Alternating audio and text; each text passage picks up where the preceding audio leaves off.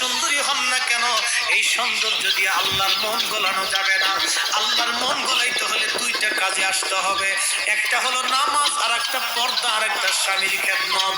নামাজ, পর্দা, স্বামীর খেদমত ছাড়া কোন নারী জান্নাতে যাবে না, যাবে না, যাবে না। কথা কন না কেন? এই তিনটা কাজ লাগবে। এক নম্বরে নামাজ, দুই নম্বরে পর্দা, তিন নম্বরে স্বামীর খেদমত। হযরত রাহিমা কাজ করে করে স্বামীর জন্য খাবার নিয়ে আসতে, এমন দুরবস্থা হলো, একদিন না, দুই দিন না, 18 বছর পার হলো। বাপ কত বছর? 18 বছরে হযরত আইয়ুব আলাইহিস সালাম একটা বারও বলে নাই আল্লাহ আমার রোগ সারাই দাও। খালি বলছে, হে রব, আপনি খুশি, আপনি আমাকে ধৈর্য ধারণ করার তৌফিক দাও।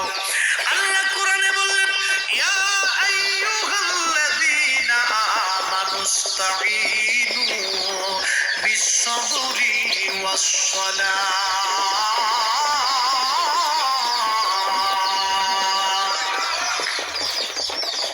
হে ঈমানদার, নামাজ আর সবরের মাধ্যমে, নামাজ আর ধৈর্যের মাধ্যমে তুমি আমি আল্লাহর সাহায্য চাও।